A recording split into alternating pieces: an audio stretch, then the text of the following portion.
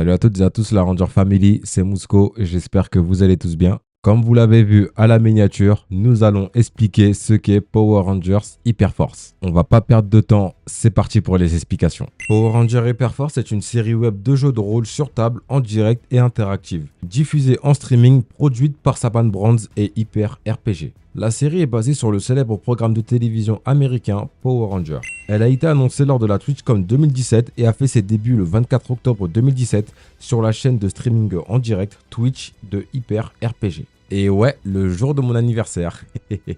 Elle met en vedette des membres de la franchise Power Rangers ainsi que d'autres personnalités d'internet. Des Rangers des saisons précédentes de Power Rangers font des apparitions spéciales, notamment Erin Cahill de Power Rangers La Force du Temps. Il faut savoir aussi que Power Rangers Hyperforce est diffusée sur la chaîne YouTube de Hyper RPG. La série est également diffusée sous forme de podcast, toujours par Hyper RPG. Elle est diffusée via SoundCloud, Google Play, iTunes et Spotify. Maintenant vous allez me dire, c'est bien tout ça, mais qu'en est-il du synopsis de base? Power Rangers Hyperforce se déroule en l'an 3016 à l'Académie de la Time Force. Une équipe de cadets des Rangers Time Force doit se rassembler pour vaincre un ancien mal qui cherche à nuire à la trame même de l'univers. Sous la direction de leur mentor, Jen Scott, et avec le maître du jeu de l'émission, Malik Alim, les Rangers nouvellement formés voyageront à travers le temps et l'espace pour accomplir leur mission tout en croisant de nombreuses époques familières et personnages connus en cours de route. Alors déjà, le truc que je trouve vraiment cool,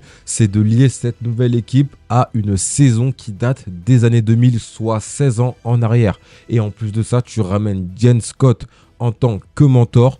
Franchement, pour moi, Jen Scott a là la carrure pour être un mentor et diriger une équipe de Power Rangers. Et en plus de ça, quand on lit le scénario, enfin le synopsis, pardon, franchement, ça donne vraiment envie de voir ça en live action. En plus de ça, les costumes sont originaux et en plus de ça, ils sont beaux, on va pas se mentir. Puisqu'on parle de cette équipe, parlons maintenant des membres qui la constituent. Marvin Leonarchi, alias Marv, le Ranger Rouge, est incarné par Peter Sudarso, qui a également interprété Preston Chen, le Ranger Ninja Steel Bleu. Marv pilote l'Hyperzord Lion. Edward Banks 25, alias Eddie le Ranger Bleu, est incarné par André Meadows. Ce dernier est le créateur et animateur de la série web YouTube connue sous le nom de Black Nerd Comedy. Eddie pilote l'Hyperzord Serpent.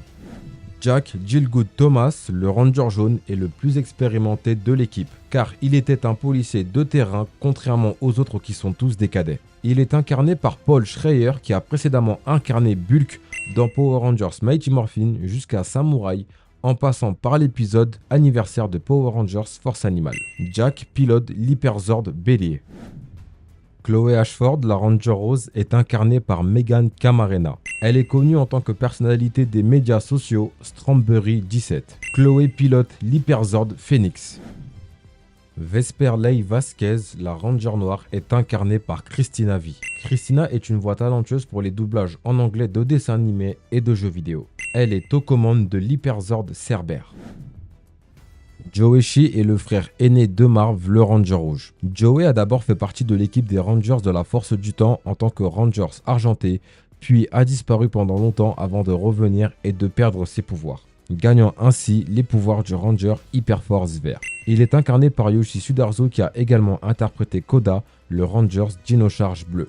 Joey est aux commandes du puissant Hyperzord Hydre. Tous leurs ordres combinés, ils forment l'Hyperforce Chrono Megazord. Encore une fois, je trouve ça regrettable que Power Rangers Hyperforce n'ait pas été réellement adapté en série live action. Pour ma part, je trouve que la série aurait apporté un vent de fraîcheur à la franchise de par son originalité. Ils ne sont certes pas canons dans la série live, mais dans les comics, ils le sont. Dans le comics Sins of the Future, on mentionne le nom d'un projet qui a pour nom Projet Hyperforce. Et dans l'arc Charter Grid, suite à l'appel de Zordon via le réseau de transmutation, les Rangers Hyperforce se joignent à la bataille finale contre Lord Dracon. Ouais, je sais, ça fait saliver. Après la saison 1, Power Rangers Hyperforce a malheureusement été annulé, mais ils sont réapparus dans l'événement comics The Darkest Hour et ont même eu leur propre comics. En avril 2023, il a été annoncé que Power Rangers Hyperforce recevrait une continuation en bande dessinée intitulée Power Rangers Unlimited Hyperforce. Le livre est écrit par Melissa Flores et Megan Camarena, illustré par Federico Sabatini, colorisé par Brian Valenza et est sorti depuis le 19 juillet 2023. Franchement, j'ai hâte de lire ce comics si Vestron décide de l'adapter en français. Et si c'est le cas, Monsieur Arnaud, nous comptons sur tes talents de traducteur. Alors vous, qu'est-ce que vous en pensez? Vous auriez aimé avoir un Power Rangers Hyper Force en live action? Vous connaissez déjà mon avis, hein. Vous savez à quel point j'aime les exclusivités américaines, comme par exemple le Titanium Rangers de Power Rangers Sauvetage Éclair, les Esprits Rangers de Power Rangers Jungle Fury et les Super Battleizer. Là, on a un truc 100% original, on a des costumes qui sont super beaux par leur simplicité. En plus de ça, on a un Rangers Time Force argenté qui par la suite deviendra le Rangers Hyper Force vert. En plus de ça, le Rangers Hyper Force vert, c'est mon personnage préféré de cette équipe. Tout simplement parce qu'il a un flow stratosphérique. Dernière chose, j'avoue que pour un reboot total de la franchise, Power Rangers Hyper Force serait très bien, je trouve. J'y pense depuis un moment parce qu'en vrai de vrai, quand on regarde bien, c'est une série 100% originale.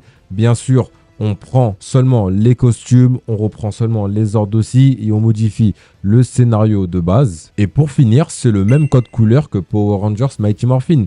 Donc même pour un reboot, honnêtement, ce serait symbolique. Dites-moi ce que vous en pensez en commentaire. En tout cas, la Ranger Family, c'est la fin de cette vidéo. J'espère qu'elle vous aura plu. Si c'est le cas, n'hésitez surtout pas à lâcher le pouce du Ranger bleu, à me dire en commentaire ce que vous pensez de Power Rangers Hyper Force. Et si ce n'est pas déjà fait, à vous abonner. En tout cas, moi je vous dis à la prochaine vidéo, la Ranger Family. C'était Mousco. Ciao.